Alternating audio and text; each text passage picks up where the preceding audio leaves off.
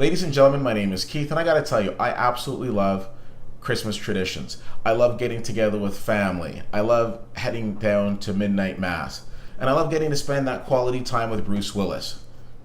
Well, not literally, but in terms of watching Die Hard, because it's the ultimate Christmas movie. It's also the ultimate action movie.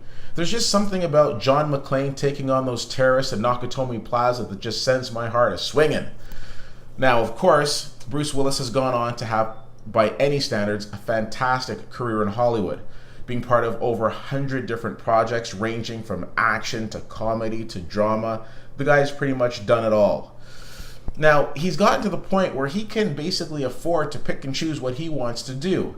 And recently, he chose that he wanted to be a part of a movie called Once Upon a Time in Venice. Now, this movie is directed by Mark Cullen, the same person who wrote another movie that Bruce Willis starred in called Cop Out, a movie that came out several years ago with Bruce Willis and Tracy Morgan. Now, in this film, Bruce Willis plays a private investigator. He's kind of a shady private investigator in the sense of people will hire him to find somebody, and he might end up betting the person that he's hired to find. But nonetheless, we all have our faults. And in this movie, basically what ends up happening is his dog falls into the wrong hands. You see, his dog falls into the hands of some drug dealers, and this is a drug dealer played by Jason Momoa. Now, he starts negotiating with this drug dealer to get his dog back. Along for the ride, we've got John Goodman, who plays his best friend, who's also reluctantly going through a divorce. Don't make me sign the papers.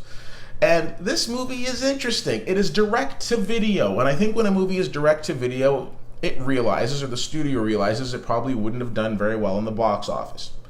So here's a movie that comes direct to video that you can watch in the comfort of your home. So a couple thoughts on this film. It is silly. It's one of those movies that you can go to, turn your brain off, and enjoy.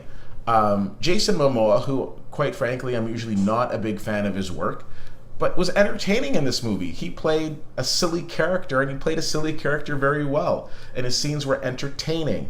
John Goodman is this chameleon, because even though you're seeing physically that it's still John Goodman, did not resemble the person that we came across in 10 Cloverfield Lane.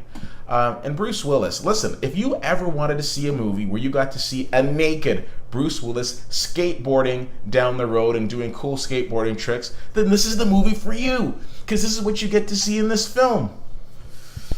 It is silly, it is ridiculous, but it is entertaining to a point. If I saw this movie in the big screen, would I have liked it as much? Probably not. Even seeing it at home, I didn't love it, but I recognize that for the at-home crowd, you're not having to go out, you're not having to shell out money on tickets and on food at the theater. If you're seeing it at home, you're probably going to enjoy it a little more. And to that, I give this movie a C. Should you see it if you're at home and you have nothing else to watch? It's not a bad film. It's not one of these movies that I think is going to do anything to hurt the legacy that Bruce Willis has established. I think it just says, hey, I'm Bruce Willis and I can do any type of movie I want to, because I'm getting residual checks coming in from everywhere. So check it out. Let me know what you think. So Once Upon a Time in Venice gets a C from me. And if you have a chance to see it, let me know what you think. CFL_fan on Twitter, Facebook.com/WittyWhittier, and WittyWhittier.com. Thanks so much for checking this out. My name is Keith, and I'll see you at the movies.